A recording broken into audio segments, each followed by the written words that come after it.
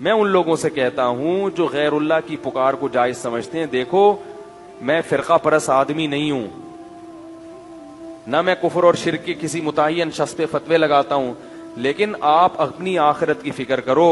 ابراہیم علیہ السلام نے اپنی قوم کو سمجھایا کہ شرک چھوڑ دو، قوم نہیں مانی۔ ابراہیم علیہ السلام نے کہا انما اتخذتم من دون اللہ اوثانا مودۃ بینکم فی الحیات الدنیا، تمہارے آپس میں ریلیشن اچھے ہیں، اس ریلیشن کی وجہ سے میری بات کا انکار کر رہے ہو، لیکن یہی تعلقات قیامت کے دن تمہارے نقصان کا سبب بنیں گے، ایک دوسرے کے دشمن بن کے ایک دوسرے کے گریبان پکڑو گے۔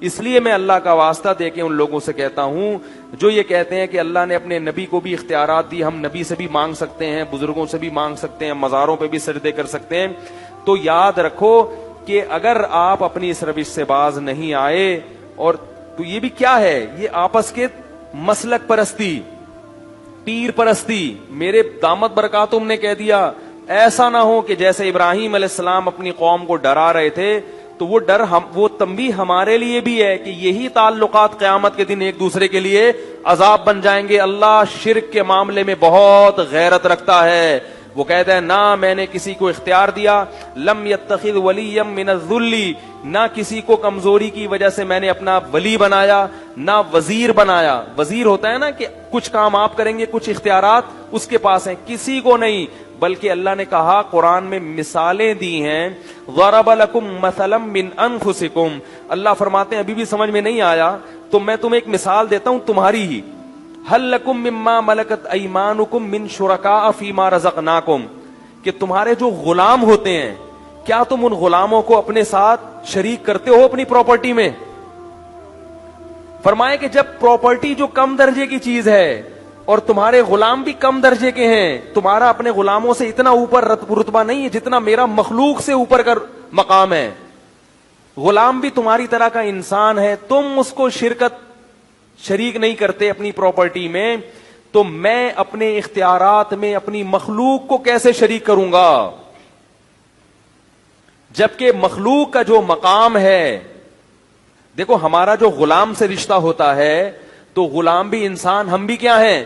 انسان، تو اتنا کم درجے کا نہیں ہوتا ہم سے، لیکن مخلوق تمام کی تمام اس کا تو اللہ سے کوئی اس لحاظ سے رشتہ، جو یعنی جنس کے لحاظ سے تو کوئی رشتہ بنتا ہی نہیں ہے نا، وہ مخلوق ہے، وہ خالق ہے۔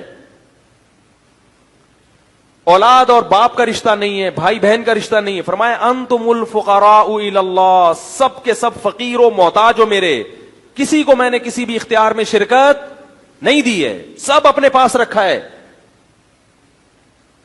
تو اس لیے بھائی یہ بہت خطرناک شرک ہے جو آپ کی قبر کو آگ سے بھر دے گا، آپ کی بخشش کی دعا کو حرام کر دے گا آپ کے والد اولاد کے لیے، اولاد کو اجازت نہیں ہوگی کہ آپ کے لیے بخشش کی دعا مانگیں۔ اب بات سمجھ میں آئی کہ معجزہ الگ چیز ہے، اختیار دینا الگ چیز ہے۔ بالکل اس کی مثال ایسے ہے، بارش اللہ برساتا ہے، برسانے کا کام کس سے لیتا ہے؟ فرشتوں سے۔ کہتے ہیں بارش برسانے کا فرشتہ یہ فلاں، تو کام اللہ کسی سے بھی لے سکتا ہے، فرشتوں سے بھی، پیغمبروں سے بھی، اولیاء اللہ سے بھی، مگر اختیار کس کے پاس ہے؟ تبھی ہم بارش کی دعا، بارش کے لیے فرشتوں کو نہیں پکارتے، اسی طرح میرے بھائی بارش کے لیے پیغمبروں کو بھی نہیں پکارتے۔ فرشتے نے حضرت مریم کو اولاد عطا کی، قرآن میں آتا ہے، سمجھو اس کو اچھی طرح۔ جبریل آئے حضرت مریم کے پاس، مریم نے پوچھا کون ہو؟ فرمایا فرشتہ ہوں، انسان نہیں ہوں۔ کیوں آئے ہو؟ لِأَهَبَ لَكِ غُلَامًا زَكِيًّا، بیٹا دینے کے لیے آیا ہوں۔ تو کیا اللہ نے جبریل کو اختیار دے دیا کہ اولاد دیں؟ نہیں اختیار دیا۔ اللہ بیٹا دے رہے ہیں، پھونک کس کی استعمال ہو رہی ہے؟ بولو بھائی، جبریل کی۔ یہی وجہ ہے کہ جب بھی اولاد مانگی جاتی ہے کبھی بھی کسی فرشتے سے یا جبریل سے، بولو نا، نہیں مانگی جاتی۔ تو اگر آپ یہ دلائل دیتے ہو کہ اللہ کے نبی نے چاند کے 2 ٹکڑے کیے اور یہ کیا، یہ معجزہ دکھایا تو ہم اللہ کے نبی سے مانگتے ہیں، تو پھر اولاد کس سے مانگنی چاہیے؟ جبریل سے۔ وہ تو قرآن میں آتا ہے کہ انہوں نے حضرت مریم کو بغیر باپ کے اولاد دی، تو جو بغیر شوہر کے اب کسی عورت کو اولاد دے سکتے ہیں تو میاں بیوی کو کیوں نہیں دے سکتے پھر؟ وہ یہاں تو شوہر بھی ہے اور بیوی بھی ہے اور دونوں صحت مند ہیں، پھر جبریل سے کیوں نہیں مانگتے؟ اسی لیے نہیں مانگتے، ہمیں پتا ہے کہ حضرت مریم کے اولاد کا ہو جانا جبریل کی قدرت کی دلیل نہیں ہے، یہ اللہ کی قدرت کی دلیل ہے۔ اور اس سے یہ بھی پتا چلا کہ یہ جو نسبت ہے کہ میں تمہیں اولاد دے رہا ہوں، یہ نسبت حقیقی نہیں ہے، مجازی ہے۔